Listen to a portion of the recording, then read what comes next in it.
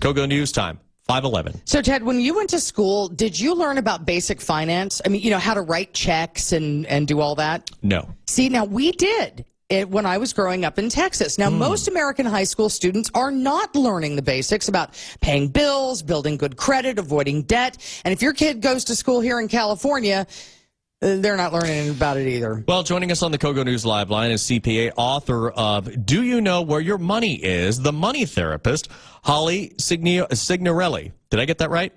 Yeah, you got it right. Okay. All right, Holly. So why don't schools teach financial literacy? It seems like such a no-brainer to most people.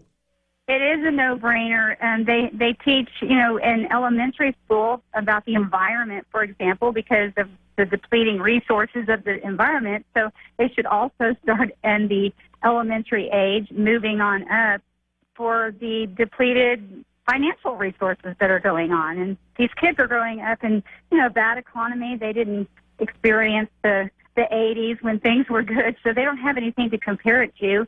And they're afraid of money, so they don't want to deal with it. They kind of bury their head in the sand.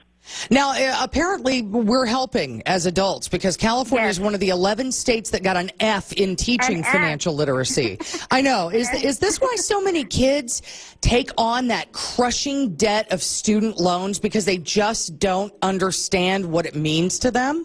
Yes. I mean, I see this in my practice all the time with people of all income levels. But these poor millennials, they're growing up not understanding finances. A lot of them have grown up hearing their parents complain about money and watching the ups and downs of the economy. So they grew up in this. This is all they know. And then on top of that, you have this unrealistic expectation of how much they're going to make when they get out of college. They end up with student debt. And now the credit card companies are giving credit cards away to 21 and 22-year-olds, which I think personally should be illegal.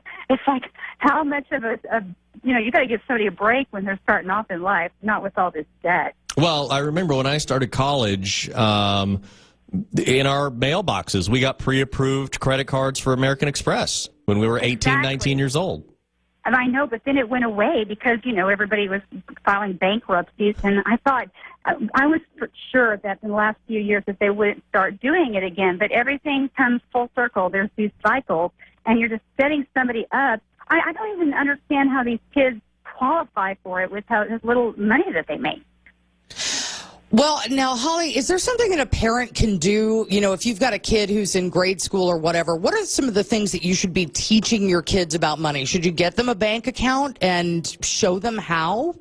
Well, in elementary school, I would say with your kids that you always want to talk about money positively. For example, if you're a single parent and you don't have a lot of money, that doesn't need to be a negative thing. Like, okay, maybe you're young and you're working towards making more money. Like, put a positive spin on it and teach them with the piggy bank theory that, okay, you're going to do some chores around the house and you're going to get an allowance and then you're going to put part of it in this piggy bank over here. And then as they get older, yes, as scary as it sounds, a high schooler should have a bank account. They may mess up a few times, but why not mess up then at a small level, then later at a big level?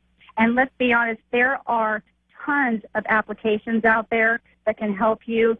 And these millennials, they're very techie. Mint, have you guys heard of that? A lot of people use that. Yeah, I have it.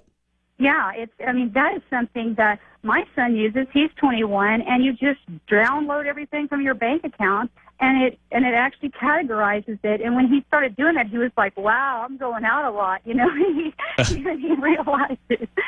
So well, be aware. I'm also wondering, because nobody writes checks anymore, does that seem to make a difference that money isn't real? It's just on a plastic card?